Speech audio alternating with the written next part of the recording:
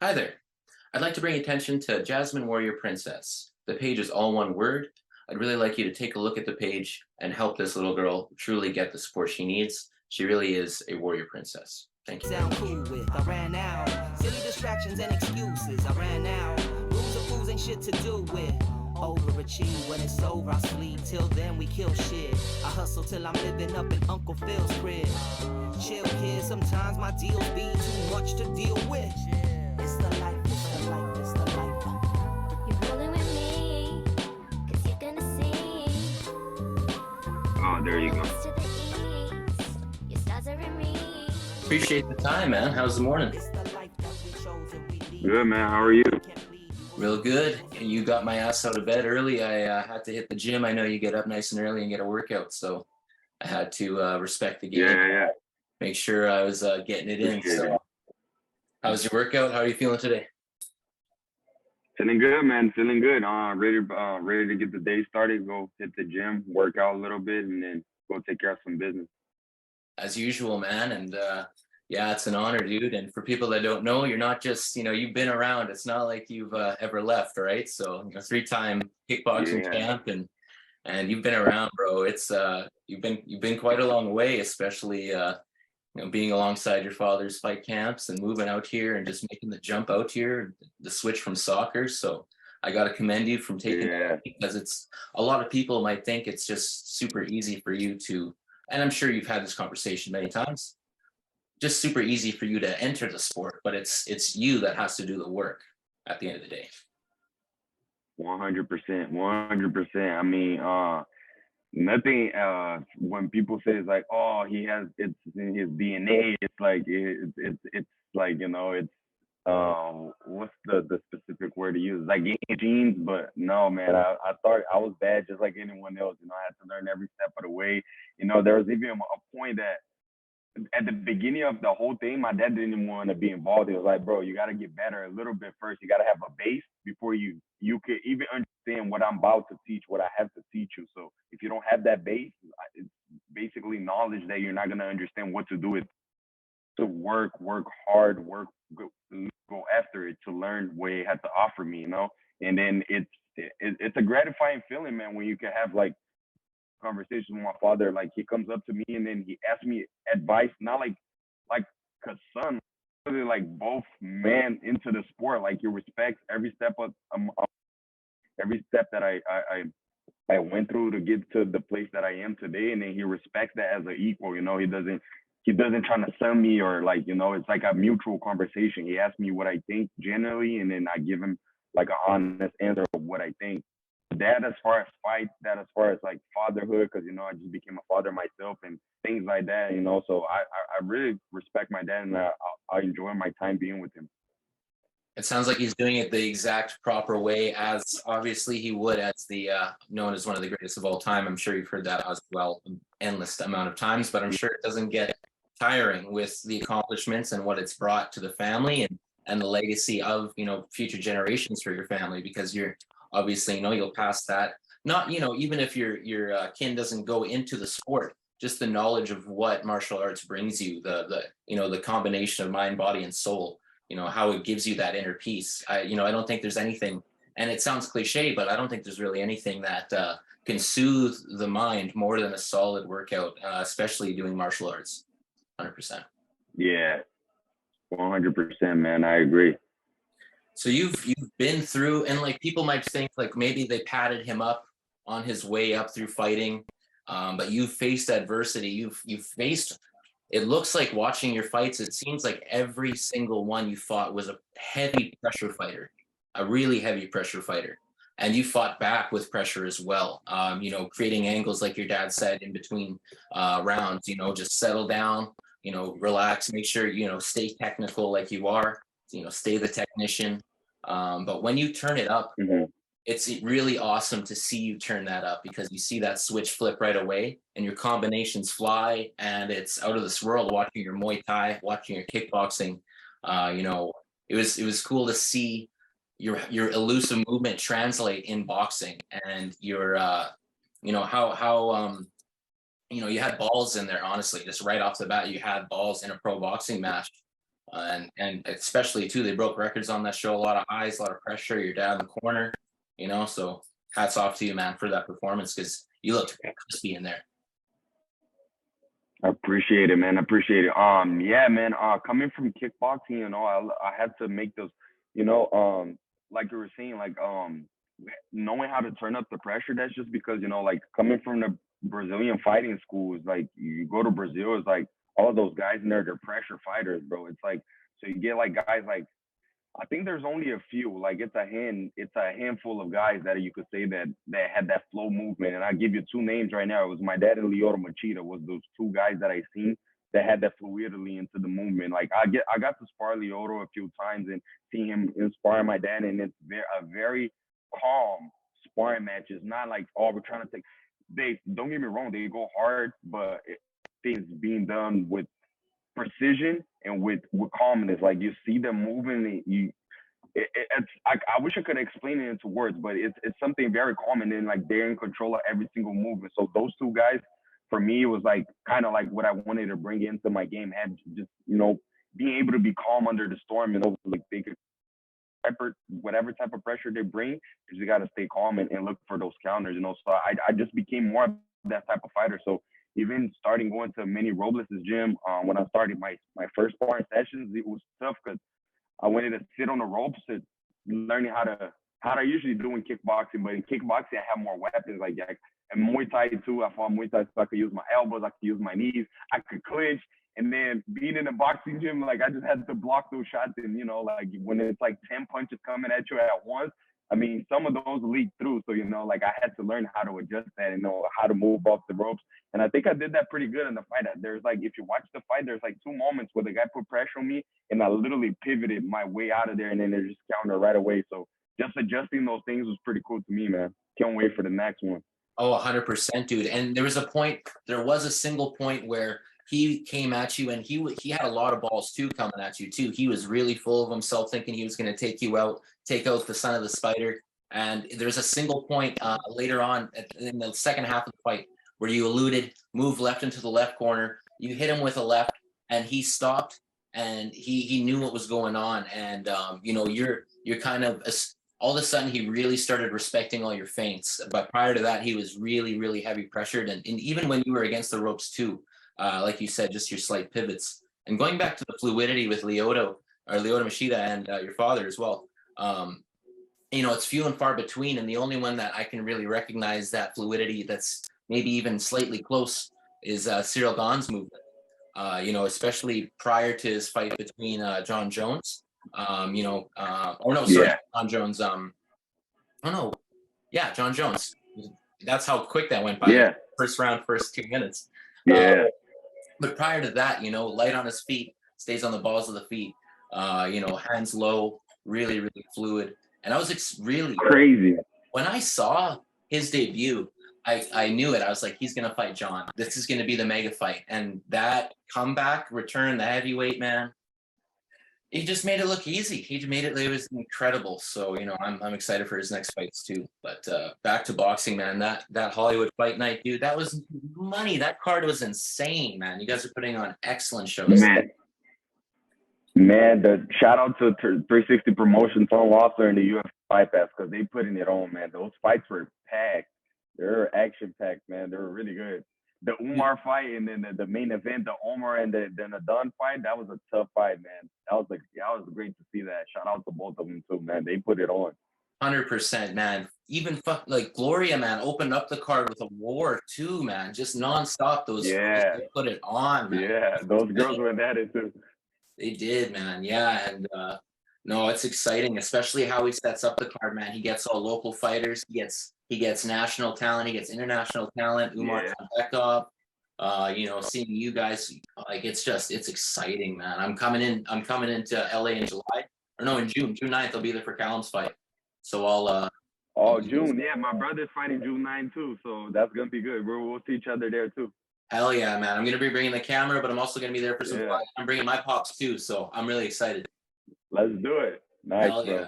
I'm trying to do LA right. It's my first time, and it's his first time, and yeah, it's gonna be. I'm hyped, man. Nice. Especially with this card. Yeah, come on. Hope you guys enjoy it. Big on. Oh, we will. 100%. I Yeah. guaranteed him. I already knew it. I'm like, you're going to blow your socks off. You got to come to this. There's no way you're missing this, though. Dennis Kovalov fucked up your leg for about a month. Yeah, you said after, he had heavy leg kicks when you're doing, I think it was a kickboxing match a long time ago, a few years ago. Oh, yeah. Oh, yeah. I think it was like my third, if I'm not mistaken, third kickboxing match, I think. Yeah, heavy leg kicks. I mean, Russian, like, those Russian Ukrainian guys, they're tough, man. They're tough it's hard, man. You can have all of the finesse and the skills and the movement, but the pressure is just constant. So yeah, he did a good job with the leg kicks, but he didn't I didn't think he did a good job with the upper half of his body going up, because every time he was throwing leg kicks, I was countering with punches. So that's the thing. I have this theory. It's not really a theory, but it's just more of a game plan. So every time a guy's having pressure with kicks, instead of checking him, I just countered it with punches, because then I brace myself down into the floor. That's kind of my way of checking it. Like, I don't put my shin bone out there, but I brace against the kick, and then I load up on my punch, and then that's how I get most of the guys. It was noticeable, 100%. But even like for people to know too, like those hurt. That takes damage, and like you've come like through damage. It builds up. It starts building up. 100%, man. Like training through injuries as well. Like it's not just a bucket of roses. It's not just you're Anderson Silva's son and you have easy fights. It's no, even getting KO'd. Even having to come back from that and stepping back into that. Like for people that aren't man, to truly tell the story, they need to know what you've gone through, and it takes even more to get back in the ring, especially after that, because you don't want to obviously that happen again. And it obviously, it can set back a little bit, but you faced it and came back. Yeah. You gotta understand, at some point, like, you get to a certain level of the sport, man, that certain things like that you had in the beginning, you can't have it later on. So it's like, it was tough. Like, I got into a position, like, after I won my both of my belts that I won in the same night, after I got those two belts, it was hard to find opponents, man. So I had to take, like, whoever wanted to take on the challenge. We reached out to thousands of fighters, man, hundreds of fighters, and nobody wanted to take that fight. So nobody wanted to fight.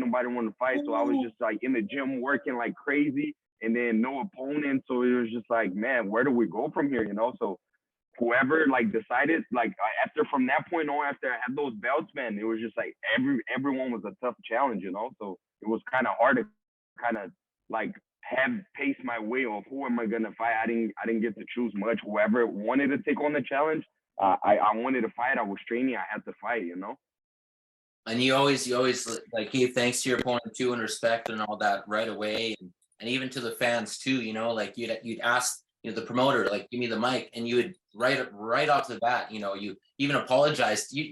They're watching you put on a performance. You even apologize to them. Hey guys, I know it went a little late, but thank you for staying. I hope I put on a good enough show for you. You didn't get the finish, but you won unanimous decision. Even then, even at the level, man, like there's Instagram influencers that have more ego than you do, brother. 100%. Just in that sense of, wanting to put on a show for these people. And that's, again, the damage that can happen or the things that can happen on just for wanting to put on a show, on top of wanting to perform, obviously, for a chance to get the title. Is something that people need to understand. I'm proud to announce a partnership with two companies, King's Fightwear and Unity Underwear Co. Both of these companies have top of the line apparel, both in combat sports and comfort. I can't wait to show you guys more of this, and you can actually use the code DREAMER for the special edition of MMA Journal Canada, issue number 7, the Dreamer edition. Check the code and check the link in the bio. Thank you guys so much, and I want to thank the sponsors again. And then people coming from work to come support. Sometimes it was on a weekday, on a Thursday, or on a Friday. So it's kind of tough for me not to, to acknowledge that, and then just be respectful about it, because, fighting is more than just fighting. It's obviously entertainment. People is there like after a hard day at work, and then they come to release some steam, even if it's just to see two guys get to beat each other up. Is just a part of what it is, So yeah, man, I've always been respectful to that. I come from that school of martial arts, so how to be honorable at all times, and how to respect your opponent and your teammate as both equals, because he goes to whatever I go through, he goes through as well, so just be honorable, be an honorable man, and treat yourself like a warrior, you know? That's the proper way to do it, man. And yeah, a lot of people, again, just with the ego thing, you know, a lot of people think that right off the bat, without getting to know you or knowing you, they're gonna have a predisposition of how you act, and it's really cool to Yeah. be able to show them the true side of how these athletes are. Um, do you fight? So you usually fight around middleweight, like one in between 150 and 160 for boxing. So for boxing, yeah, my debut was at 160, but yeah, maybe I'm not sure, but we want to get to hopefully that 47, but if not that 47, the 54 for sure. So you said 160. Do you know who fights at 159? Who fight 159? I'll tell you got who. at And 159? this is what bro. Okay, I'll tell you something, man. I didn't sleep, bro. I didn't sleep. I tell you, I could not sleep. I was so excited, and I was thinking about this. Nico Ali Walsh fights at 159, my good sir.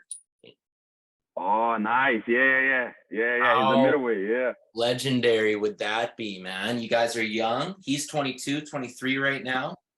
This is, I think, I didn't know he was that young. Massive, man. Yeah, man. He's a shout out. He's doing his thing, man. He's a great fighter, man. Man, it's just like, it's crazy because getting to see everything his grandfather been through in the sport, and then he's just killing it right now, killing the game. So shout out to him, man. That's definitely a great fight to look at it in the future for sure, man. 100%, and being slept on too. People don't even know he's boxing, man. It's insane. Oh yeah, how slept on combat sports is, bro. It's nuts. And he got a highlight reel, bro, back to back, you know. So people gotta respect it, man. For sure. Literally, man. Yeah, shout out to Ali. Literally. It's insane what they're doing. And yeah, that gym too, you know, they got a lot of killers out there in the UK too. They got, just in all combat sports in general, is just growing so much more as well. So, but I know he's in man too, but yeah, it's insane. So you were at all your father's training camps growing up when you moved to the US, right? Most of them? Most of them. When I was still in Brazil, I've been to only a few of them because it was very hard. My dad, because we lived in Curitiba, and my dad would have camps in Rio, camps in São Paulo, and some of them in the U.S. So it was hard to keep it up because I had school back then. But once I moved to the U.S., every camp that was done in the U.S., I was a part of. Yeah.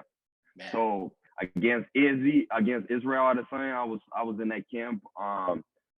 Derek Brunson, Jared Cannonier, I was there. Daniel Cormier, I was there, even though we only had like 24 hours. 24 hours, pretty much in training. I was there, and among a few of them.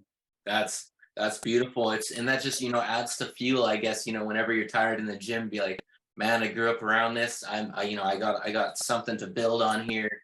You know, I can't let, you know, it's obviously about proving yourself right, but more so too about proving the people that believe in you right as well, right? Just to give them that, you know, like, yes, you can do it, even though it is impossible, because like you said too, it is just you having to do the work at the end of the day, man. So yeah. What was one of the most memorable moments? Like, I'm sure there's hundreds, but what was one of the most memorable for you coming up? One of the most memorable moments is that like fighting with my dad, being with my father. Let's see. Let's do one growing up watching your dad, and then one for you professionally. So one of your kickboxing titles or your debut. Mm-hmm. For sure. Good. So with my dad, it was probably seeing the most memorable moment that is just to see my dad's perseverance after he had the leg injury. You know, it's like that. I just never gonna forget that episode of my life when just seeing my dad recovering 6 months, like doing every single little thing, like the most little thing that you can possibly think of when his leg was injured, like taking himself to get a cup of water in the sink without asking for nobody's help, like going through the fridge without asking for nobody's help. Whenever he was on crutches and he left the wheelchair, like going up the stairs, and we used to live in this house that had it was like kind of built like a little palace. They had like this middle staircase, and it was huge. And then like we would be asleep, but my room was right next to the staircase, so I could hear him stepping in the crutches. And then just seeing him battling, going through that, like I could only imagine what was going on through his head. But I'm pretty sure he took it as like a challenge to himself. And then he went through it in 6 months. He was already walking, playing soccer with us again. So from an injury that they say that he will never potentially fight again. So, you know, just to see my dad overcoming that, it's like, it's kind of like that Vini Pazienza moment, like when he had the neck injury and then he just, you know, came back and became a world champion. It's like, man, stuff like that, you couldn't write it in the best movie, bro. That's, dude, only Hollywood dreams of those kinds of stories, right? I say that. Yeah, I man. wish they could come up with that, because that kind of shit, like a lot of people like to copy movies, but they should really just focus on this shit, man, because those moments come from real life. It's incredible to see that adversity. And man, my dad popped his knee, and I was in the hospital. I was watching him as a young guy, and that hit so hard. Just watching your hero, your dad, in pain, having to, you know, go through that, having to do rehab, all the small exercises that he has to do. You know, it looks so tedious and like a pain in the ass, and it's just, you got to respect that so much. So that's, you know, especially for that to be recognized as opposed to just one of his fights or one of his accomplishments in there. That's even more so an accomplishment, is the adversity. And that's what athletes, especially combat sports athletes, translate easily. I've spoken this with everyone. It doesn't matter if you speak English or Chinese or whatever. If you see someone face adversity, it's easy to see. You don't need to speak the same language. And fighting, you see someone get knocked down or break a leg. It's like a universal thing, yeah. 100%, bro. Yeah. 100%. And then for yourself, so your career, how about yourself? So for me, it was for sure coming off of a loss and winning my third title in kickboxing. So, you know, it's like, that was like a very hard moment, because I was so focused on that, on winning that's all I was chasing. Like in the gym, like talking to my dad, talking to other fighter friends that I have. I even I was talking to my some of my teammates as well about it, on how to like overcome it, because it was a little after, you know, I was on such a good streak that it was just like the shadow just came over, and it was just like, man, I was just stuck. Like I didn't know what to do. Bad days in the gym, and it's just like, usually when I go into the gym and I have a bad day, it's just like, I don't let it phase me, you know. It's just like, oh, I'll be better the next day, you know. And if not, we're just going one step at a time. But it was when it was a bad day in the gym, bro, it was really bad. I would get back home like sad and everything, and then just being able to overcome that, and then just winning my third title, it just gave me the reassurance that it's like, oh, I'm ready for the pros now. Let's go for boxing.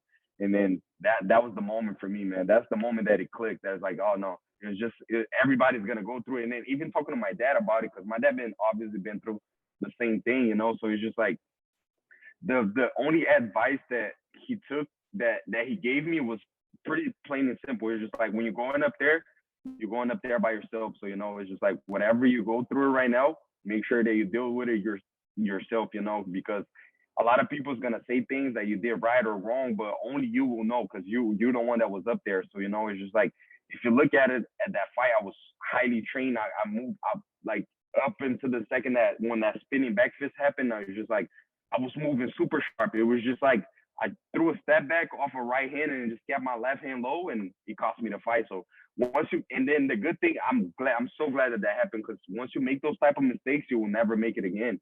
So it's just like, every time that I'm in the gym, like if I throw a punch that I miss, like the guy makes me miss, and then he throws a counter right away, I can see that counter coming, just because my mind has been trained like that now. It's just been programmed and wired to think like that. So, you know, make no mistakes, man, you know, and you learn from it. It's good to learn from it, because I feel like it's better that it was exposed at that stage than on a bigger stage, you know. So that I was happy. I'm happy the way it happened, bro. Dude, and the people that I've spoken with, you know, I'm trying to only contact the top of the line, top combat athletes, and everyone that I've spoken with that has gone through that says the exact same thing. I'm glad that person, you know, Isaac Doolittle, he was cut up on his interview post-fight in bare knuckle. And he was right away, he looked into the camera, first thing, man, and he's like, I want to thank that man for teaching me a lesson. You know, I'm not going to make those mistakes again. That was fun. I got messed up and I won't get messed up again through this. And I was chatting with Gloria Munguia, and we said, you know, when you're getting those, when you're learning those and you're learning those, and then, you know, each of those are kind of your lessons. And then once you've got the title, you've passed the class, or once you know, you don't make those mistakes anymore, you pass the class. And it kind of, you know, and then once you defend those are your semesters, et cetera. You can kind of look at it like that. Yeah. So it's pretty cool, man. Yeah. I know we kind of got to it a little late, so I don't want to keep too much of your time too, bro. I know you got to get back to the gym as well. Yeah, we're good, brother. We're good. Oh, beautiful. I'm having fun, enjoying this. Oh, beautiful, bro. I appreciate that, man. Yeah, I know you guys, the time no is valuable shit, so I never want to, you know, impose too much. So I appreciate that, man. Thank you. So you're tall for your weight, bro. Of course, man. Appreciate you too. Oh, of course. You're 6'2", yeah?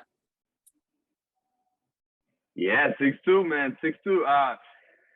It's at the gym right now I'm learning because I come from the Brazilian, you know, from the Brazilian school, like Brazilians kind of mixed with Cubans and a little bit of the Mexico style of boxing, you know, so they fight very similar. So being tall the way I am, it's like I have this conversation with my father too all the time. It's hard for us, man, tall guys to get lower on our knees, but we have to, you know, especially when the guys, like we were talking earlier, when guys put pressure, that type of pressure like that, you can't stay too tall because you want to be able to brace those shots, block them properly. So if you stand too tall, it's just like you just get wobbly, you know, even though you're blocking those shots, like you're just, it's just harder to counter because then your body's all out of the place, you know. So it's good to make those adjustments, man. So I like to learn the way that they teach because it teaches it puts you out of your comfort zone, you know. It's like it's very uncomfortable for us to do the things that they do, but it's very important, especially when the fight gets to that mid-close range. You want to be able to do those things, you know. When you got that solid uppercut too, you must have worked on. I know that those are actually really hard to throw for people that aren't aware. You know, it looks so easy to, but you can mess your shoulder up if you throw it wrong.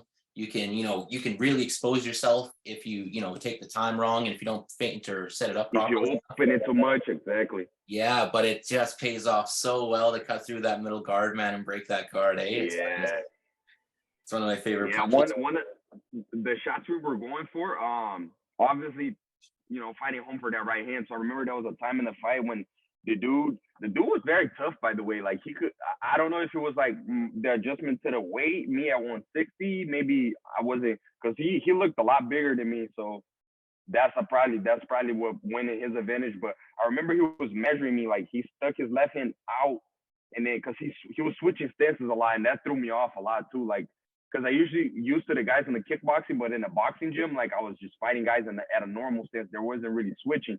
And then when guys switch stances on me, that means like, oh, a kick is coming. So it's like when you switch your stances and throwing hands, it just kind of threw me off a little bit. But I remember there was a moment he took his left hand out to measure some space, and then I swiped it with my left hand and I threw a right hand right down the chin, and I was like, oh, this was the shot. I just got to find this shot again. But he didn't do it again because he was like, oh, he made a mistake. He didn't do it again. But I was like, if I get this one again, I'm pretty sure I'm dropping it. And then there was a time that he was pretty good on the hook. He was throwing a lot of those hooks. I stepped back from the hook for an uppercut that I missed, and a left hook that I also missed, that I did not miss those shots in the gym. But, you know, the timing of the fight is always, you know, the adrenaline. It's very hard to kind of time it properly, but we'll narrow down on the next one for sure. Oh, dude, and it's insane too for people that aren't aware how much it takes out of you if you do miss a punch, and like, oh yeah, it's tiring.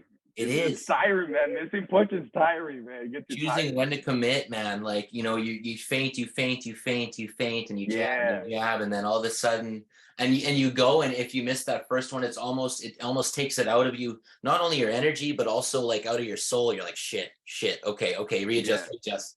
So it's you know, I was even just moving around a little bit with the glory champ, Petch, and we were just kind of boxing a little bit, man. And I know what you mean. And I've always wondered this too. And I've never even stepped in the ring, or I've never even, you know, sparred with anyone. So my first time being able to do it with a champ was just incredible. And doing those movements and just seeing the micro adjustments, man.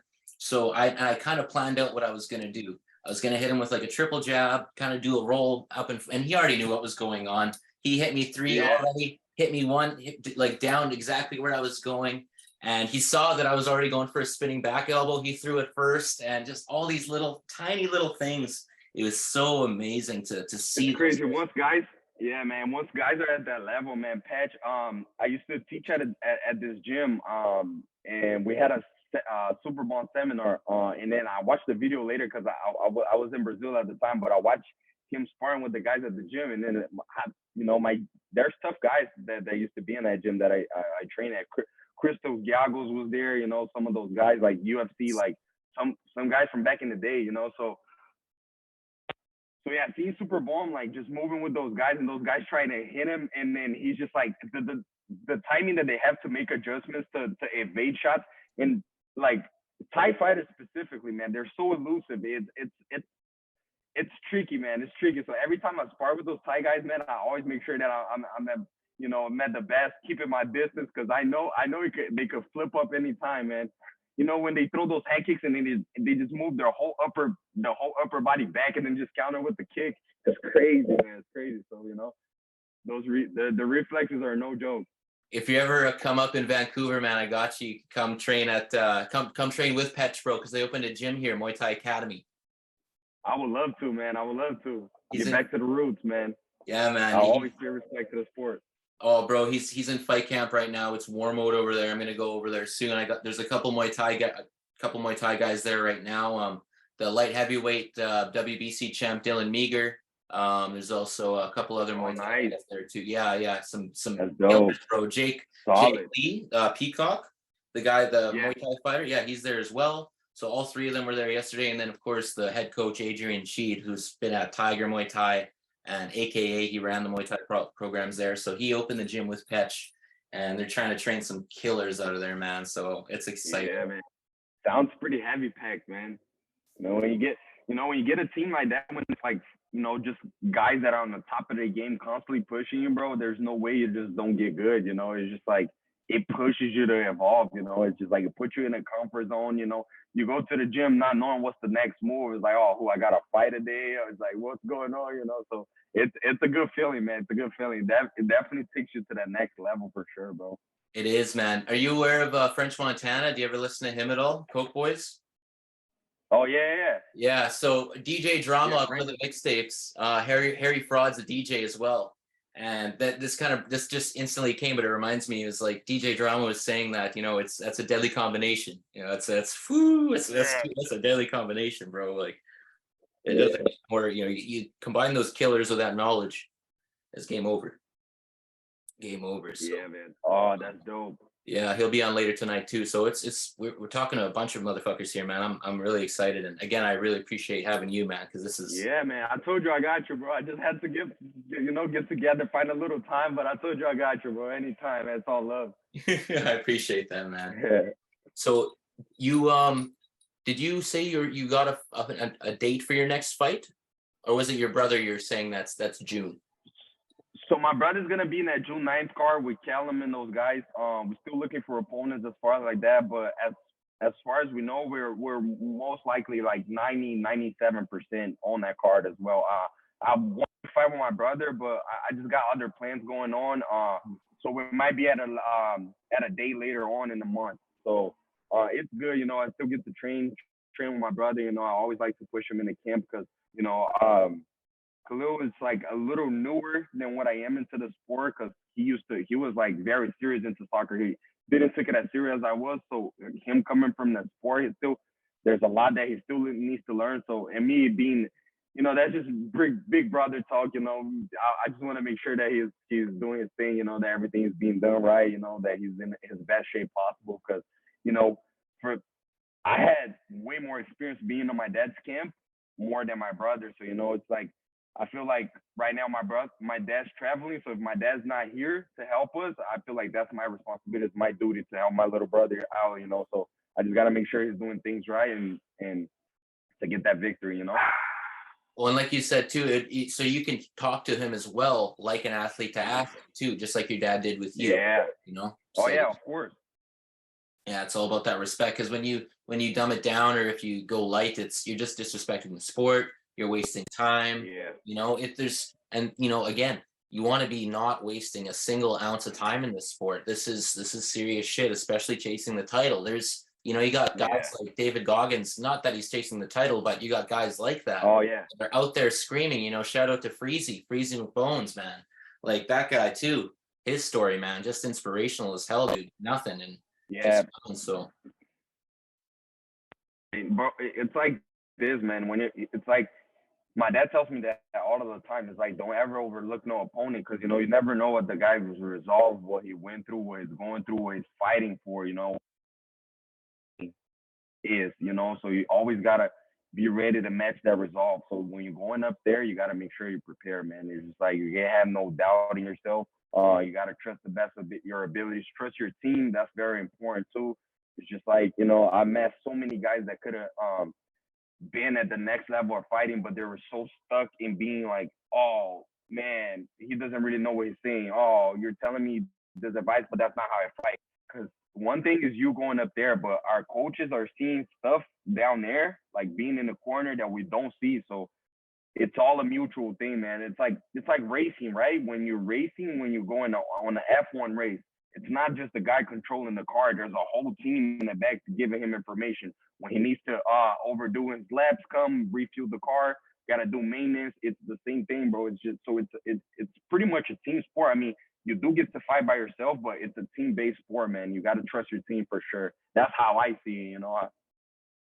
I haven't heard that comparison. That's solid. And that's crispy clean for people that don't know fighting too well as well. And that's what I'm trying to put in up here as well, is for people that aren't even aware of combat sports, honestly, because it's so slept on up here, and doubting, that's heavy, doubting their resolve, like having to match that, you know, because you never know what some of these guys have gone through, you know. So yeah, never, man. Yeah, man. And that fuel is, you can feel unbreakable with some of that stuff, especially if you've gone through the ringer. Ooh.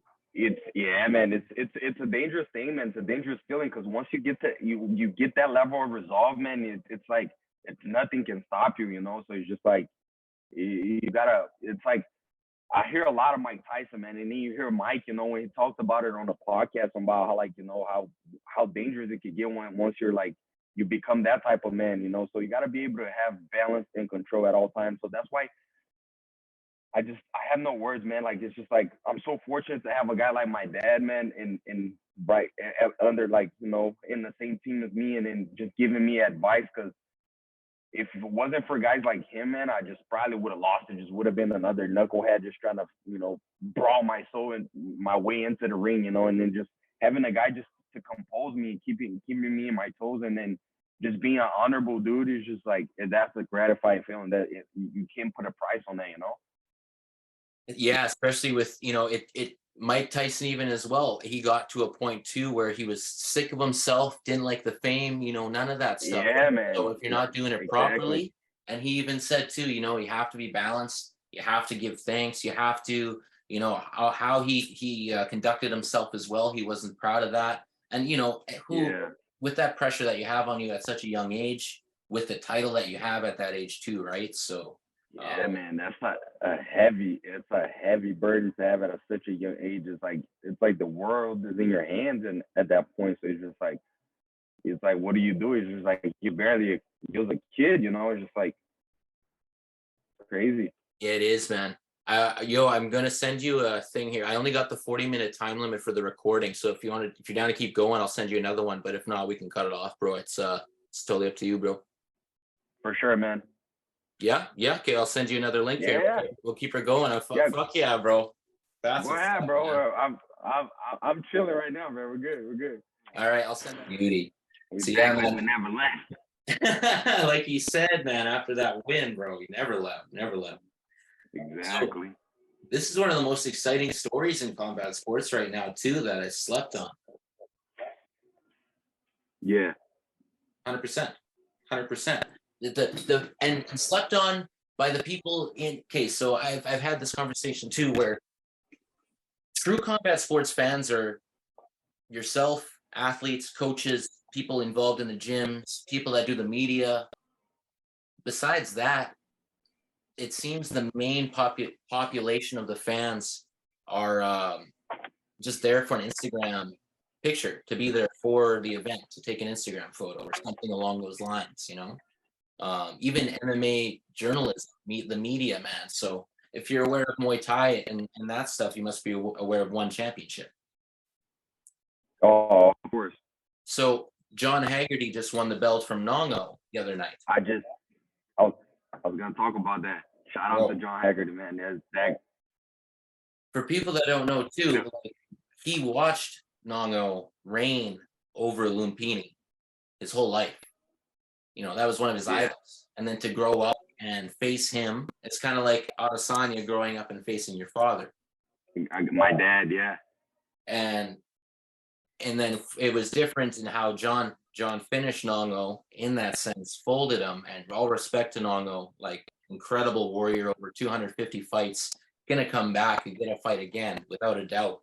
And but you know what I saw more of on all these other MMA pages that I'm sure we all follow? I didn't see a single person covering John Haggerty. Do you know what I saw, brother? Do you know what I saw? Barely. I saw Nate Diaz choking out that fake Logan Paul character. That's all I saw on my page. Not a single peep of John Haggerty, brother. You know, it sucks, man, because, you know, there's a lot of guys, man, that deserve more coverage, man. It's like, especially when they achieve such feats, you know, like he got a belt, they got his belt back, and then things like that deserves some type of media, that deserves some types of attention towards it, because it's a great feat, man. You know, like guys, these guys work hard, man, especially specifically those Thai guys, man. Like, you know, like we say, like they got like over 200, 300 fights, man. They fight literally their whole lives, and it's just like, it gets to a point when you have that many fights, like these guys are probably like fighting like twice, 3 times a week over there, man. So it's like they deserve some type of respect, man.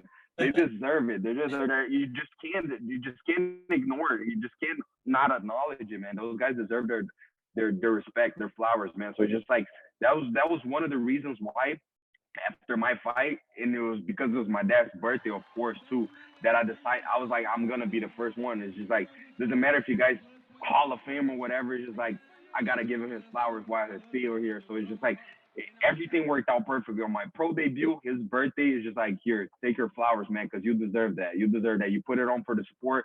There's been so many guys that you helped get into the sport. You know, that there's a lot of stuff that my dad done behind the scenes, man, that if I were to tell you, you'd just be like, oh my God, I had no idea. But my dad been putting on, he put a lot of he gave a lot of the platform that he had to, he didn't care about it. He just used his platform to help a lot of his friends, a lot of fighters too. And he deserved it, man. There's just like, it didn't feel right not to do it, you know? So it's just like, when there's like, oh, do you want to give a gift to your dad? I was just like, immediately, like the first gift I thought, I was just, because I could have gave my dad like something materialistic, or like a watch, like, you know, whatever. But those flowers is just like, you just can't put a price on them. But it's just like, and I'm glad I was the first one too. I was like, here, take your flowers, man, because you deserved it. You're like such a monument to the sport that I'm just thinking. And then it's not just me as the son talking, that's just me as the athlete, that the guy that's under the platform that he put on for all of us, you know. So I was just speaking for all of the young fellow fighters and the other fighters too that wanted to do that and embrace me in that moment as well, you know. That's really special, especially that you got all those days lined up. Even Tom said himself how it's just so special that all those days lined up, and he didn't even mean it for that to happen, right? So it's the universe, man, like in that weird touchy way that people get. It's honestly that, it is 100% that. And if you're not bullshitting yourself, if you're true with your team and yourself, you're not lying about, you know, you can, whatever, you ate a fudgicle or so, whatever, but the real shit, like the real shits. And if you have stuff that's bothering you and you're continuing in your life without addressing it, I think that kind of, you know, plays into the stuff that the universe will give back to you. So if you're going about your business correctly, you're putting your all into your training, you're leaving it all in there and not bullshitting, you know, and not trying to step over anyone to get ahead, even with the status that your name holds. that's the kind of stuff that the universe gives back. Honestly, man, it's really cool to see that, because it's undeniable when that kind of stuff happens, man. Yeah, man, like you said, I believe a lot on that, bro, in the laws of the universe and the karmic cycle and stuff like that. So it's just like, I never, I always trying to help people. You just know, I hold no grudge if you did anything bad to me. It's just like, I'll move on from it. I used to, when I was a lot younger, man, it's just like, it was, I spent most of my time away from my father, because he was traveling the world and, conquering, his name into cementing his name into the sport. So that I grew up, I ain't gonna lie, man, I ain't gonna lie to you. I grew up with some sort of, like I had some rage going on. It was like, I wanted to be close to my father, but obviously I couldn't because I had certain responsibilities at home. So it's just like, I used to be a very explosive child, man. And anything I was just like, blow everything out of proportion. So it wasn't until I got into martial arts, man, that it just helped me to calm down and embrace what as taking things as what they truly are. It's just like, so that just taught me how to be a better man, a better father, a better son, a better student, and a better brother as well.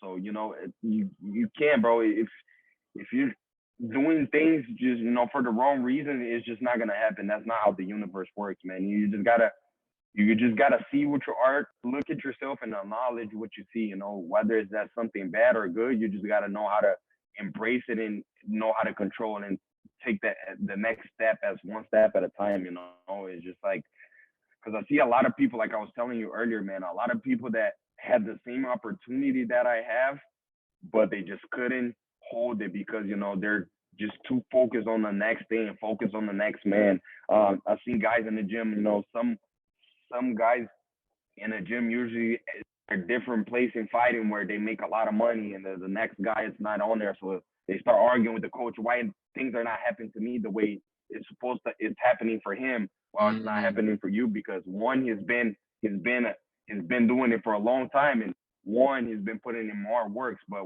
everybody's time will come, man. And I just want people to understand that if you're doing it with love, if you're doing it with passion, there's no way. Just the universe won't let it slide, man. You will get your turn, man. You have to understand that. So, and then it gets to that situation, brother, when it's like, when it gets to you, you got to know how to live the moment, how to embrace the moment. Because if you just like too stuck on other things, the moment will go by fast.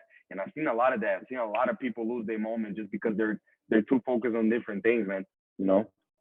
So, okay, first of all, so the explosive reaction, how to control that, is one of the major things that martial arts brings to people.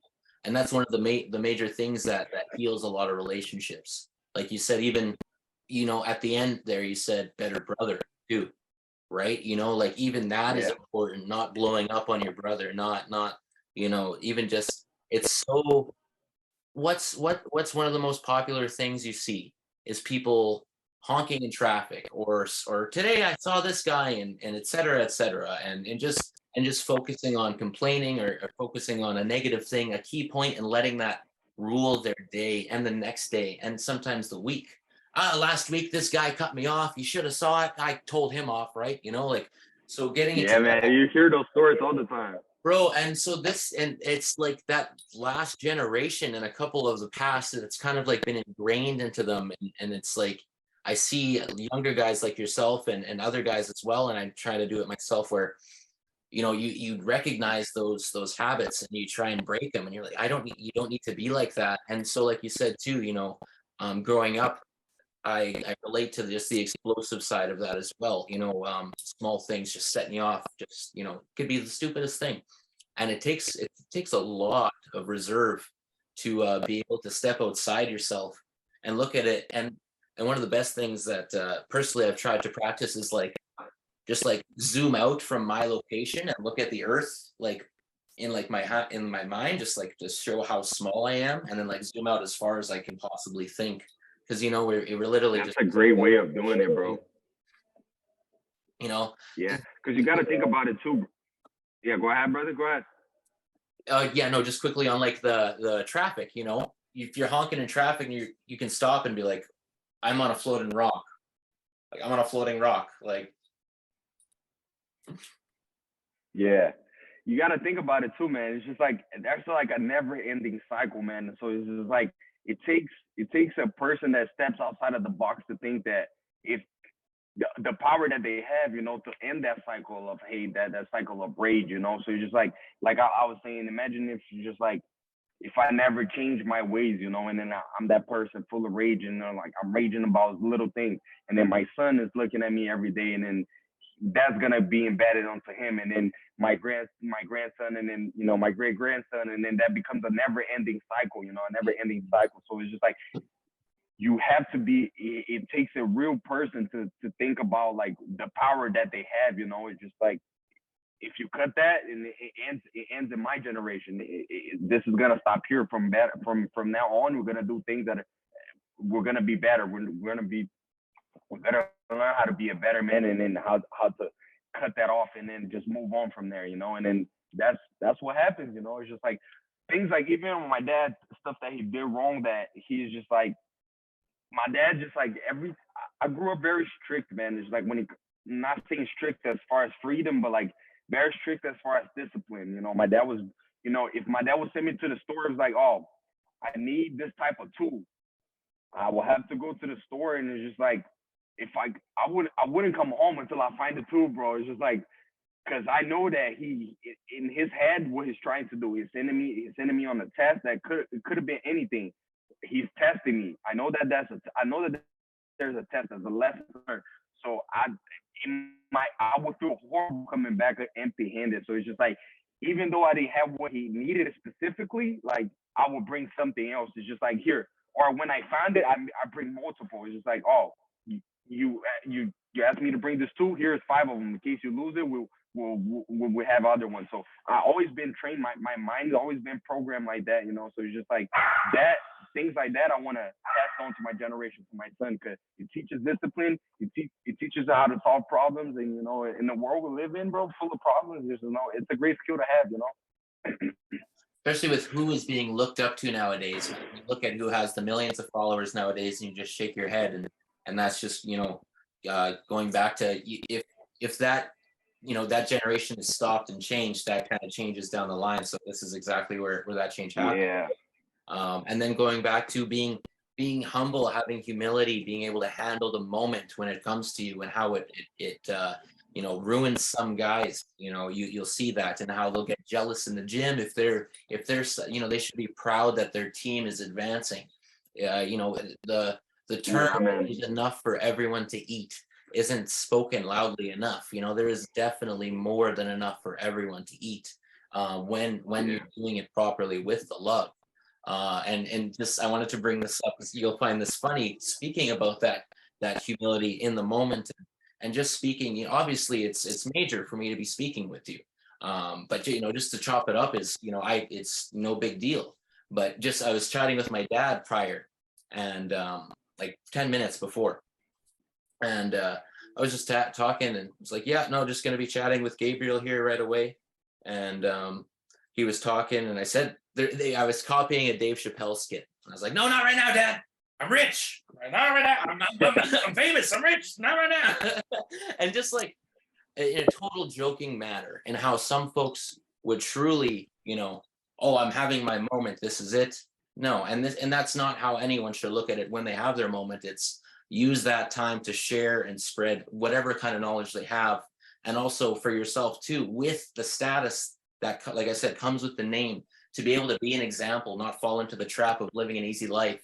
Wanting to be an example, wanting to face adversity, is something that everyone should really strive to be, because we'll and I hate cliche shit, but it will make the world better. It really will. Yeah, I agree, man, 100%. We've come a long way, man, and I think with helping grow martial arts all over the world, I think that will really just help bring a lot more calmness to everyone, both male and female, everywhere, man. 100%. Yeah, man, martial arts is something very very complex, man. It teaches a lot of things. There's a lot of lessons to be learned, a lot of you learn a lot about yourself, as far as just with like the threshold of how much can you endure. And then it's just like if you use that, let's just say I wasn't Gabe, I wasn't the fighter, you know, and I'm into martial arts. If I'm able to work at a corporate job and if I'm able to, you know, being in that martial arts gym, you know, and then just bettering myself in that threshold of, you know, how to take pressure and adversity and how to overcome myself. If you know how to translate that into a normal life thing, man, you will become a better person, man. There's no way you just won't, because it benefits on all aspects of life. That's what I believe, man. It helped me in all aspects of life. So I feel like everybody should at least at some point have some type of contact with martial arts, and that could be any type of martial arts. There's multiple martial arts that you could pick from, but I feel like it's very important for everybody to just to know that their sides of their tips, because we all have it. It's all with ourselves. So we just gotta find it, you know. And for people that don't know too, when you say different types of martial art, it doesn't have to be striking or even contact. It could be Tai Chi No, or yoga or something. Something exactly. that's you versus you, and you're trying to be better every day, every day. And that's what martial arts promotes. And that's 100%. what, you know, a lot of people, even in restaurants nowadays too, you don't see a lot of fighting being played. You know, they think it promotes violence in their place. Yeah, a lot of people. You know, and A lot of people think it's just.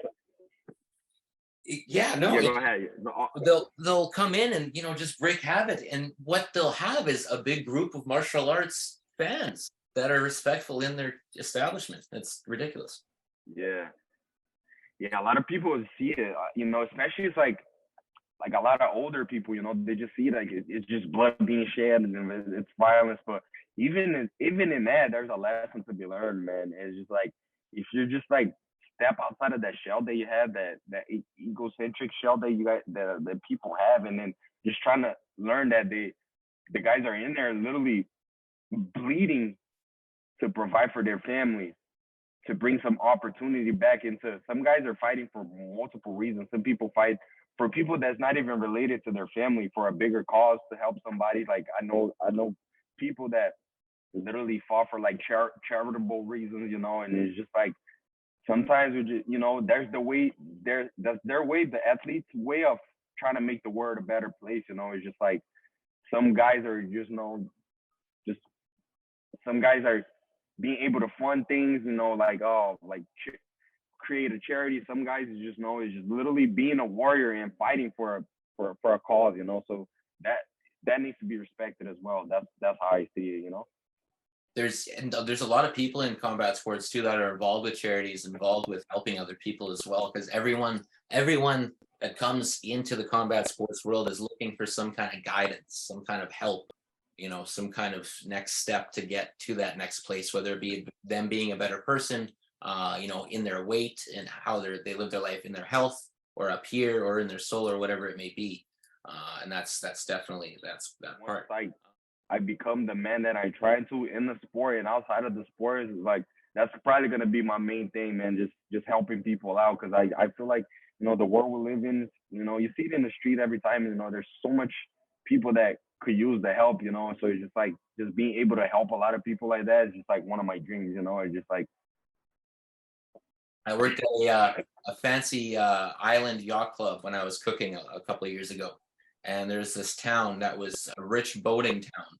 And myself, I'm getting personal. So I was raised on a couple different First Nations reserves in Northern Canada. And so my family, we come from obviously the biggest part of, you know, the money side of things, but we made our way and came back into Winnipeg and got into a decent spot and moved our way up.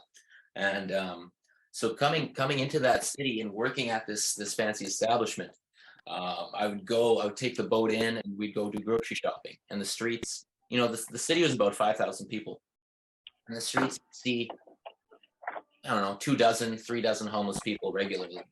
And but you would see all these people in their fancy hats. It's, you know how the old story is, and just looking past. Yeah. I found it funny. I also found it to be an honor that I could help them. You know, whenever I would go in, I would grab an extra bag of chips or a pizza or something. Not to put myself in, I'm Mr. Charity, but I found it funny that, you know, I noticed that more, and every single person I heard being asked for even a coin said, you know, an expletive to the homeless guy, you know, whether it was fuck off or get a job or whatever it was. Even these older fellas, you know, 50, 60-year-old men in a suit, you know, looking down at this guy and telling him to get a job out in the open in the middle of the day. So, you know, for those folks, Yeah, man. I would love for them to, you know, go back and go into a martial arts gym, live their life again, and see how they would turn out. Yeah. I feel like that could change your life for the better, man. So, you know, just like we were saying earlier, that it doesn't really have to be because a lot of people will hear the word martial arts and think like, oh, I gotta go in the gym and fight somebody. But you know, you just gotta go in the gym and find yourself, like know who you truly are, you know, and just like some people might, you know, it's like sometimes it might not even take martial arts. Some people could go to therapy or like whatever. It's just like, you know, but I feel like that martial arts would be an easy way to start it, you know, for sure. Have you done any traveling besides for your sport? Like, do you do some traveling for yourself just to go and relax? Me, like vacation? Yeah. Like, do you ever get a chance to do that? Yeah. Yeah, that's good. Yeah. Every once in a while, like I get to you know, of course, my favorite place to go to is back home in Brazil. You know, so just to I have a lot of family members in there. Still got a lot of dear friends and teammates too from soccer and from martial arts back in Brazil too. You know, my old coaches. So, you know, I still in touch bases with those people, but it's not the same as just going on, get to hug them, you know, and have good conversations, enjoy some good quality time with them. But yeah, I've been traveling every year in a while. Like I get to travel with my family, you know, we'll go on some vacations to some cool places. But yeah, man, yeah, every chance that I get, I'm always trying to go somewhere, man. My dream place to go is Japan, though. I really want to go to Japan, man. You're an anime guy, Tokyo, hey? Yeah, man. Yeah, I'm an anime guy, heavy on it. So it's just like, you know, not just much for the anime side that I wanted to go, but just more for the culture. You know, I heard that the way that they live over there, it's very cool. You know, they're very respectful to each other and their traditions and stuff. I always liked it. I was always mesmerized by it, so I wanted to see it myself. You know. Well, and the entire culture is backed by martial arts too, so that's definitely one of the reasons. Yeah. Yeah. Yeah, I heard like the way they eat, like the way they sit down, like, you know, they sit on the floor and things like that. I was always fascinated by it, you know. So I wanted that's one of my main places to go for sure. Whenever I get a chance. And like just the art style too. Like I recently was introduced to the Studio Ghibli films. I never watched them honestly up until this year. And just the art style, relaxing, and there is actually an incredibly heavy undertone to what is just an incredible, beautiful movie, with the little girl and her parents turn into pigs when they're eating in the buffet. I forget the title, but it was just showing the, you know, instant what's it called, greed, I guess. Well, when you're hungry, when you're eating a lot, one of those seven deadly sins. But just how it affects, you know, humanity in a sense. And, you know, I smoked a joint and watched it expecting this a nice, relaxing film, and started thinking about my every single life decision.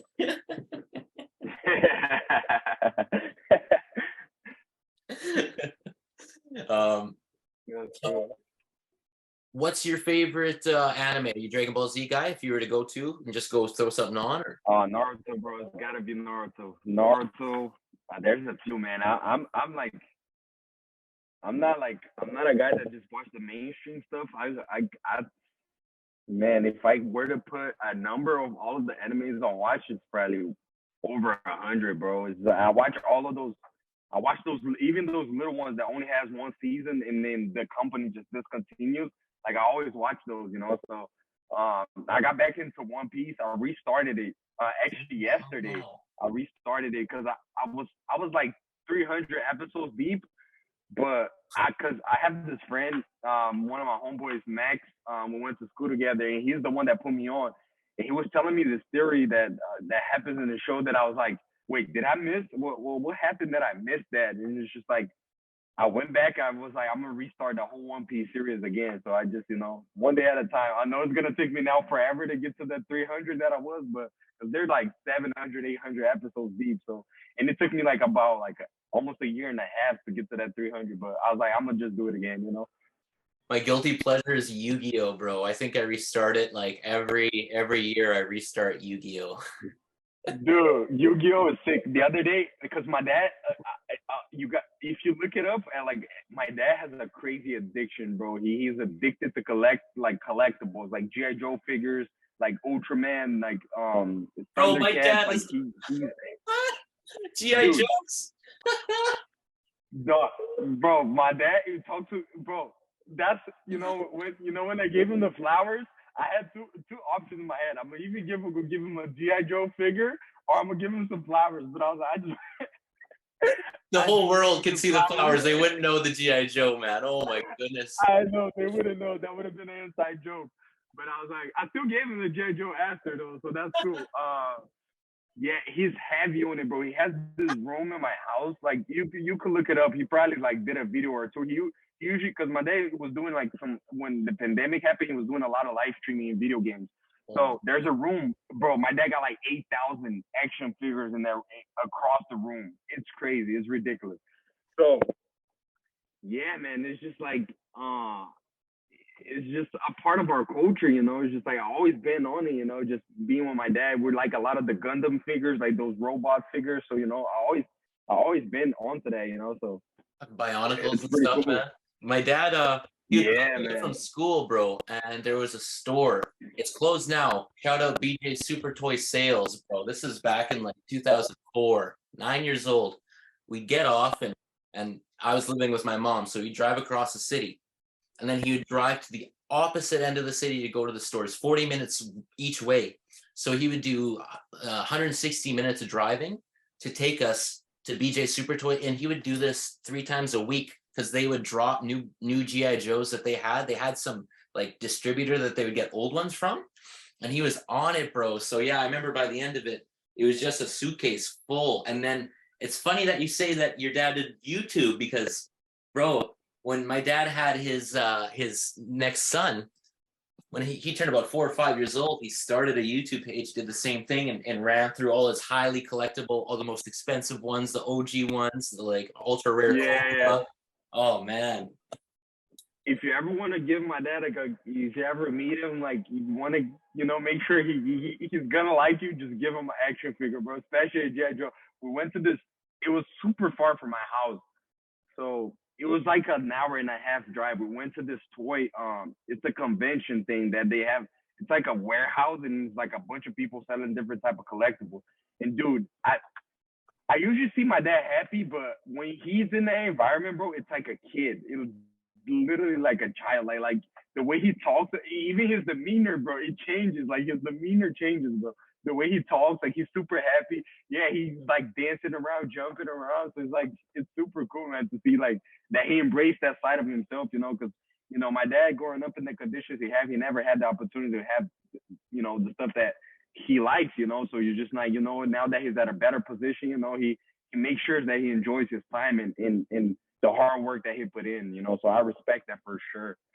He got his flowers. That means so much more than people even realize if they don't know the story, man. They wouldn't understand why he gets excited if he sees that because he didn't have it, bro. Yeah. Shoot, fuck, that gives me chills, man. That's crazy. Yeah, it's crazy. Yeah, it's like I know that he spent some time in there. Like I know that usually he's just there like fixing the position, like the poses and stuff, like putting different attachments and gadgets on it. But I know what's going through his head, man. He's just there like thinking about like all of the the opportunity that he didn't have, and then just like every life decision that took him to that place, and then everything that he was able to conquer just because he made the right decisions in life. So I know that when he's just not in the room, it's just not a kid playing with toys. It's just him like enjoying that moment, embracing what he really achieved for himself and the family, It's so much heavier than that's why looking at a toy, man. That's the not, legacy. It's not just a toy. Yeah, it's definitely not. I'm just saying the toy addiction. That's just my funny way of saying it. But yeah. It's more than that for sure, man. It's for sure more than that. That's cold, bro. And it's super dope, bro.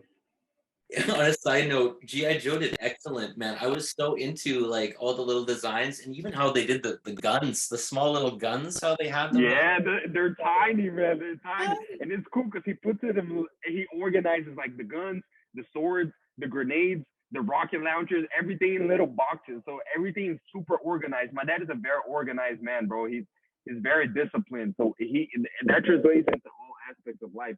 Like the tools in my house, like his workout gear, everything. Like we have paintball guns. Like he got a lot of paintball gun collection. Everything is organized neatly. Like like from the rifles to the pistols, like the training gear, the gloves by the ounces, like the 8 ounces to the 16 ounces, the pads, the body shot holders, the mitts, everything is organized neatly, man. Because my dad was raised by my great grandfather. So my great grandfather was a colonel in the military, so he was very strict. And then all of my dad's brothers, they were into the military as well. So he grew up in that environment. So that's why my dad likes shooting a lot. He likes a lot of that military stuff. Like he always in the shooting range, like perfecting his craft, because that's the environment he grew up in. And that's heavy. I'll make sure that when me and my pops come to LA, that I got 2 GI Joes, one for you and one for your old man, and we'll be waiting at a shooting range, bro. So yeah, the culture, GI Joes. That's it. Yeah, we were getting deep here, so this is the shit that matters for people. They gotta understand. Yeah. but that actually did lead to something that's a little bit larger than just toys. So we'll pick up back from there. Growing up, so man, like just one of the, it's so cool to see the balance of childhoods here, especially from like people that are watching and are going to be watching this as well, to be thinking of all the pressure that was put on you, and like we spoke about in the beginning here too, of I made a post about Ali Walsh a little while ago, and I wrote, there is an unspoken amount of unbearable pressure on people like yourself. It's not spoken, but it's there. It's there very heavily. They have these expectations of you that you're going to fill those shoes. And the majority, they'd like to think that's not going to happen, that these are one of a kinds, and that the son can't do it, or the grandson can't do it. And I'm excited to see, that question be answered. Nothing is for sure, so I won't say anything, and I never want to taint anything by I'm pretty superstitious in that sense too, so I never want to say a fighter is, how their legacy is going to go. I'm just really excited to see how that question will be answered, because you did answer that call by stepping in these things. Yeah, man. Can you hear me? You good? Yeah. Yeah. So, especially like from, I think I can kind of relate. It's like Ali is just like the impact that Muhammad had in the world is just like,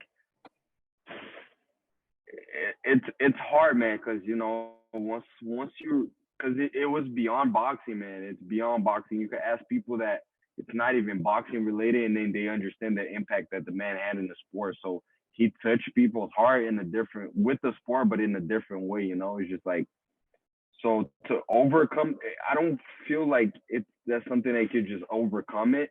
But if you honestly just just be true to yourself, and then just trying to honor that in your own way, I feel like that's something that I feel like Muhammad will be proud of himself.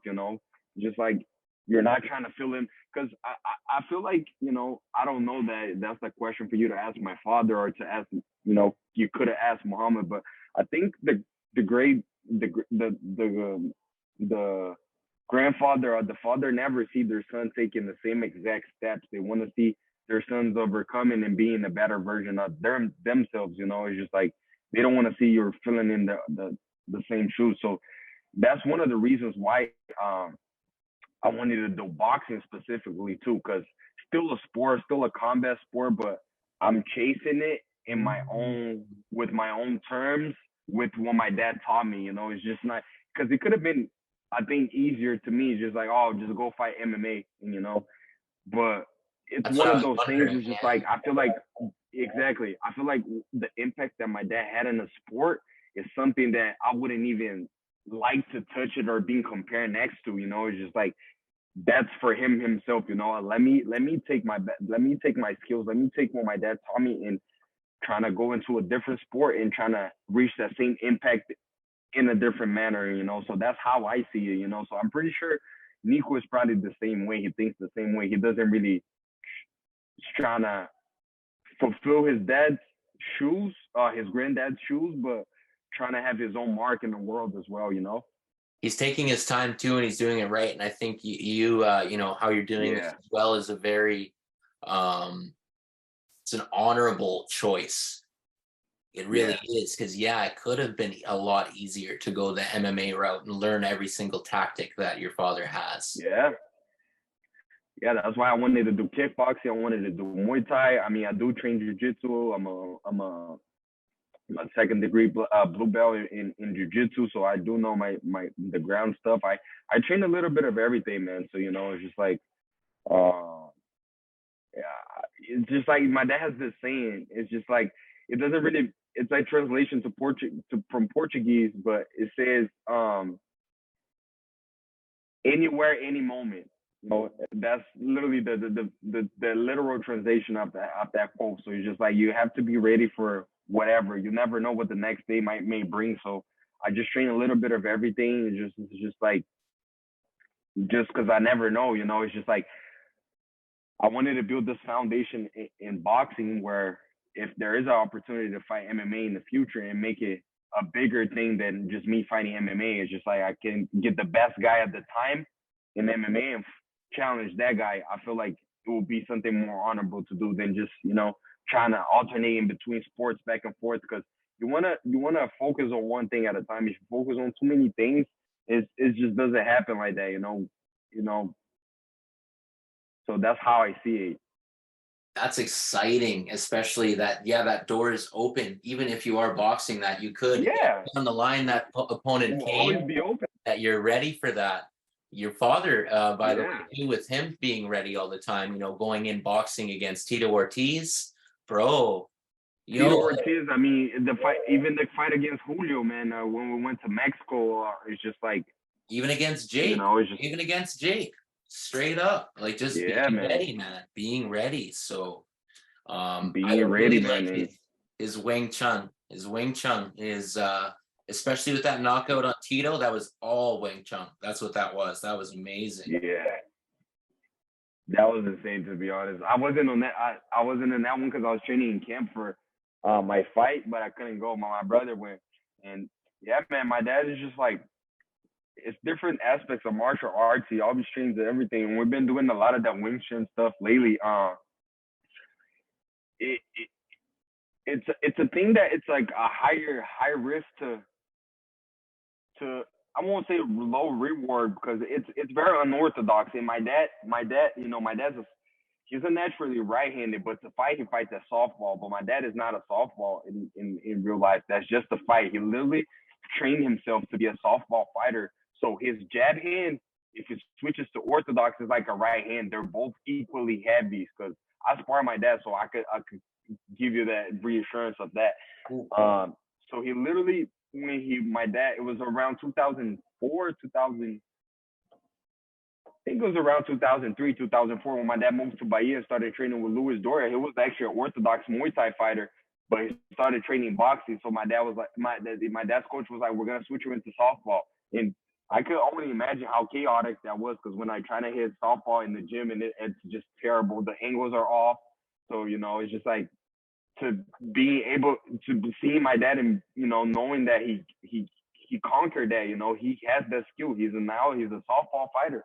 But whenever I'm training, like whenever we're doing martial arts training, right, when we do the Wing Chun or we do the kickboxing or Muay Thai, he could fight just as equally as an orthodox that he could fight as a softball. So that it's super crazy, man. So that's my dad's whole MO, is thinking outside of the box, just doing stuff that people's not really paying attention to, you know. So even yesterday was because he went to London. He has some work stuff to do there, but I still went to my house to go train with him in the morning. And dude, if if I bring a boxing guy to watch that session, like they would just kind of like look at it and just like what are they doing? But I I trust my dad's vision because it's the stuff that people doesn't really think about, bro. So that's why I like having my dad in a team and then just sharing that type of knowledge because he's the one that's gonna think outside of the box. You know, I always need the guy that knows all the fundamentals. All the traditional stuff. A guy like my dad is good to have because he's gonna make me think outside of the box. Especially when I fought that guy, the guy was a softball. My dad's a natural softball, so he was telling me to step away from the left hand. So I was circling wrong, and I wasn't even noticing because I know you got to step to the other side. Your lead foot got to be outside of his lead foot. So things like that, it's good to have my dad in there because he's gonna make sure that you pick up on those things quick. Well, people don't realize too how much of a difference it is to switch stances and the power that comes with it, and then the openings too. You're open for a body kick. It opens up that massive left body kick if you do switch stances in the orthodox, or the opposite as well, especially in kickboxing, MMA, Muay Thai, and then the Muay Thai fighters specifically. And I'm proud for him and you that your father is so into Muay Thai as well, because it's one of the most feared, revered combat sports too, man. You see those guys and they don't fuck around, like we said, over 200, 300 fights, some of these guys. It's in that stance switching is a regular thing. You bring it up in MMA or boxing, and even the announcers will lose their minds when they see an athlete switch stances and be proper to perform, because it's not just that. It's a whole another technical way. It's using the whole other side of your brain, movement, and what may work on one side may not work on the other because on the other side, exactly. Yeah, that's actually true. Very well said, man. It's like a guy that I always liked back when I used to like do Muay Thai kickboxing. Well, I still like because I still watch the guy. It's Senchai, bro. A guy like him, it's like he's like what 42, 43.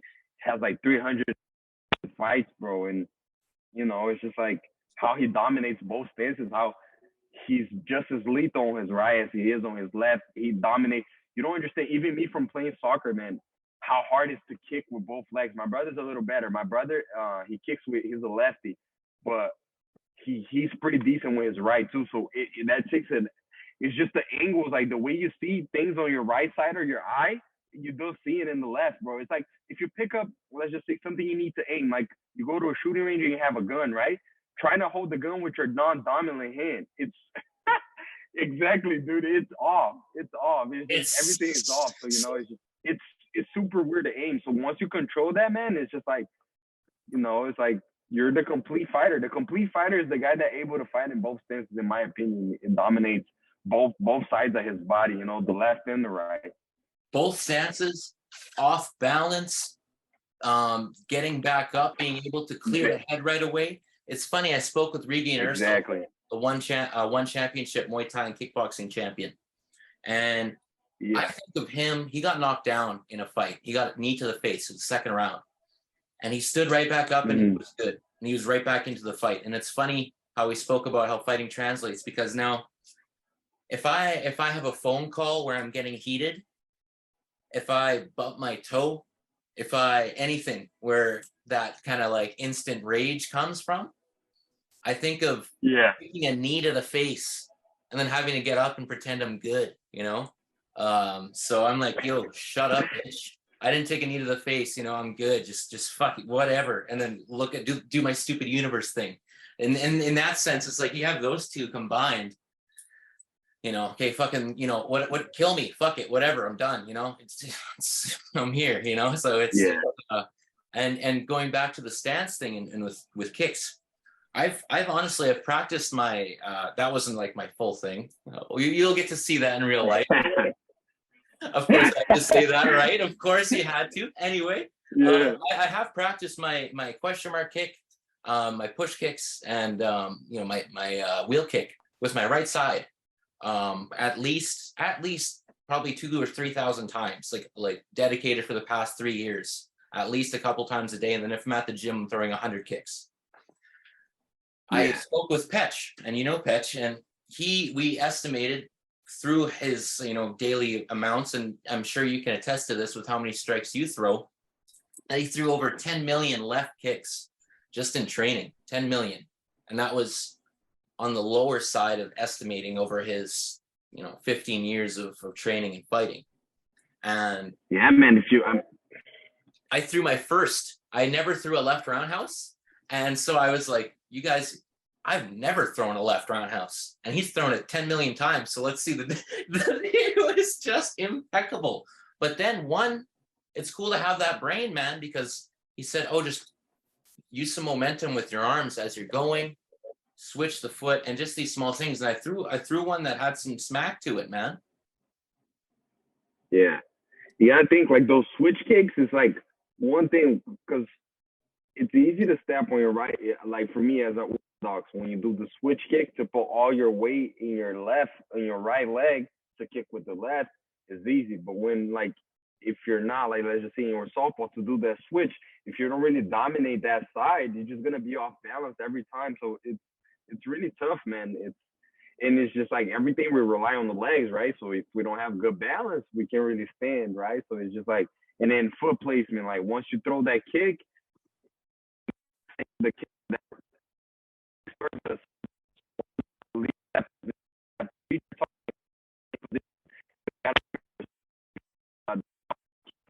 the way they block it counter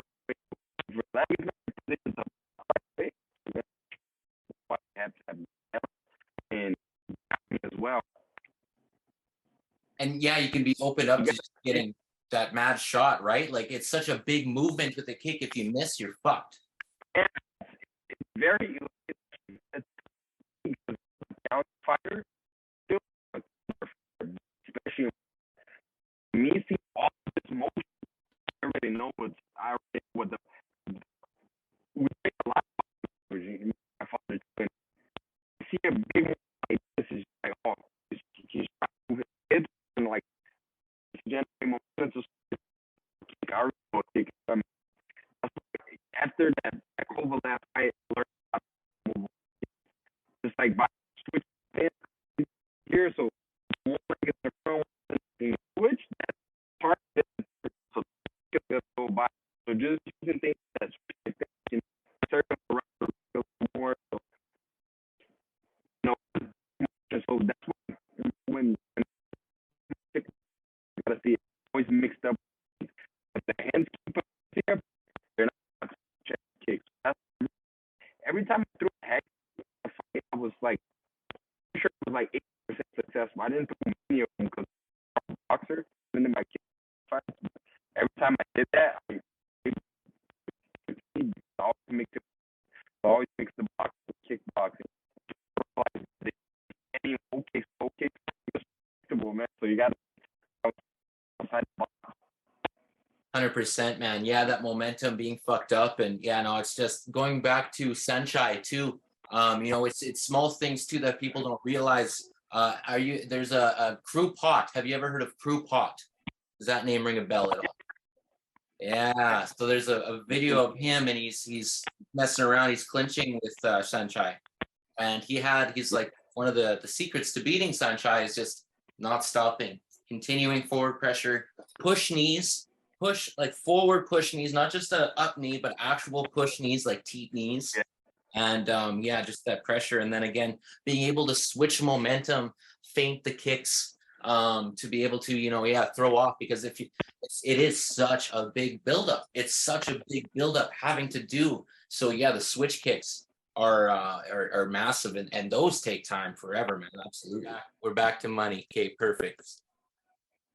Yeah. So like I was saying, it's good that it's like when you see these guys, these MMA fighters go to Thailand, right? Because now they have these big structures for you to do full MMA camps in there. Like they take in some jiu-jitsu coaches, wrestling coaches, so gyms like Tiger Muay Thai, and those places like that. So whenever you see these MMA guys and they sparring with these Thai guys, because you gotta notice this too. Like if you look at the Thais sparring, they don't really spar hard. It's a lot of technical sparring. Mm. It's not like what you see here in America, like guys just killing each other.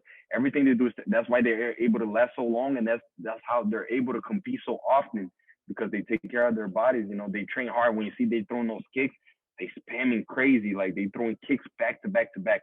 But when they spar each other, everything is just like just working with timing, just touch, touch, touch.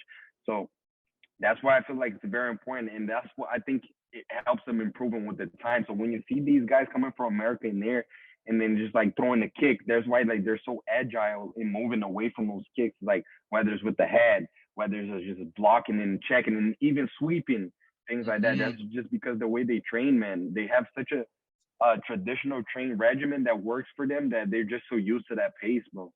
So when they bring a different pace, it's just like it's quick to adjust to it, you know. The Muay Thai pace is automatic. It's brutal. They definitely, you know, they train hard, and I'm really excited to see the mix of American martial arts with that. Like, could you imagine?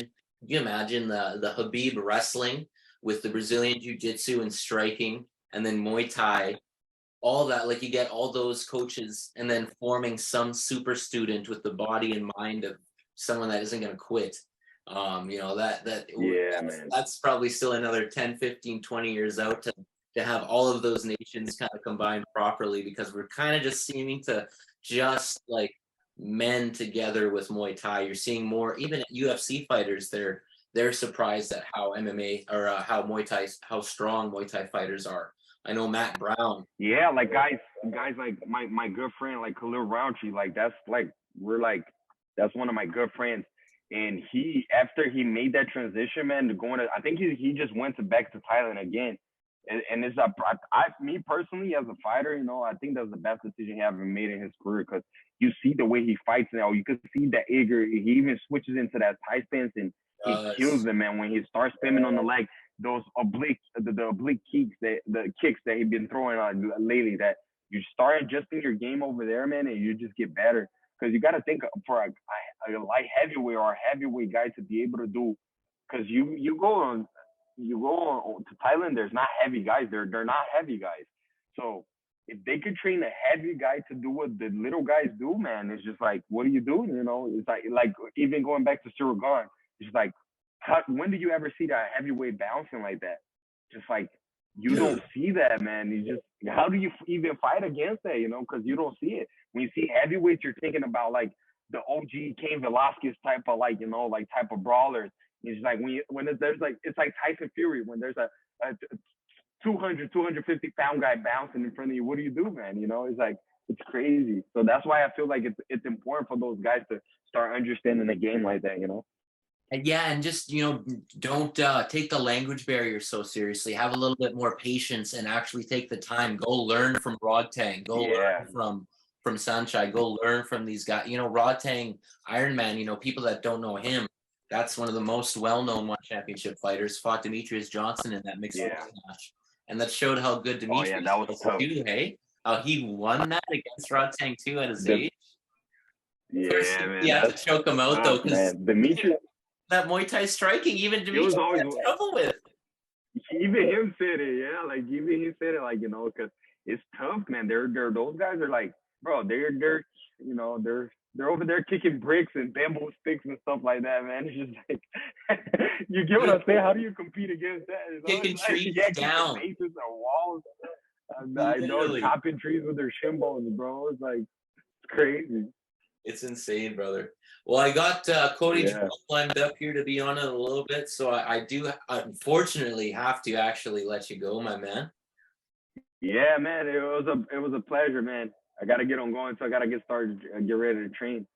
Gabriel, this was awesome, bro, and I really look forward to meeting you and doing this again, man. Because man, I want to be one of those guys where the fighter, you know, once they have a story or they have something or a win or even a loss, whatever it is, that they're like, yo, I got to talk to my guy. I got to make sure that he updates the people or whatever it is. Because again, to respect the athlete, to respect the sport, you have to know what you're talking about. It would be disrespectful of me to even message you without even, you know, having to do any research. For someone to just be like, oh, I'm talking to Anderson Silva's son. So how was your last fight? You had a great big win. like that's not the right way to do it. It needs to be done properly. You Yeah, need to take man. the time. So I from the bottom of my soul, I really appreciate not just this time here, the unseen countless hours you spend in the gym to get where you are today, because that is what it's taken to get you where you are today. Yeah, man, I appreciate it, man. You know, I'm glad that you see things this way, because it's you know, it's like, I'm glad that you're more, you know, you're familiar with the martial arts scene, with fighting, so you understand the aspect of the game, which some people don't sometimes, you know, and it's kind of unfortunate, you know. But I appreciate you, you know, taking your time having me on here, you know, getting to, you know, just to share a little bit of light of my story, and you know, these funny stories with me and my father and my brothers as well. So it's cool, man. It's cool. I appreciate you, brother. Well, we'll dub this episode 1 of many more to come, bro, because there's a lot of stories. I'm For sure, like man. said, For sure. Like you said, I want to hear the ones. Oh, yeah. I'm gonna go like, what the fuck? So you already had me going nuts, but Yeah. I'm hyped, man. And again, the pleasure is all mine, bro. Your time is literally spent sharpening your sword. So this was to take your time away I from appreciate it, man. all love, bro. Gabriel Silva, thank you very much. All good, man. Keep in touch. Thank you, brother. Yo, I'll hit you up for May. You know, keep in touch for that. If I could get you out just for 2 days, you know, it's at a sweet spot. For so, sure. Let me know, man. Let me know. I would love to. Sure. And if not, I'll see you in LA. For sure. Appreciate you. Shout out to all the people in Canada. Thank you guys for having me. You know, it's just like, I'll see you guys next time. Appreciate it, man. Absolutely, bro. Really appreciate it, man. We'll talk soon. Have a great day, man. All right, brother. Cheers. Você já Peace. falou tudo, é isso aí, rapaz. É invicto há 6 anos, 33 lutas, 10ª defesa de título, que teoricamente deveria ser a 11ª, porque ele enfrentou o Travis Lutter no UFC 67 e o Travis Lutter não conseguiu bater o peso. Quer dizer, é o melhor lutador de todos os tempos, ao meu ver, e é um verdadeiro artista marcial. Está ali ao lado do Pedro Rizzo e ao lado de toda a sua equipe.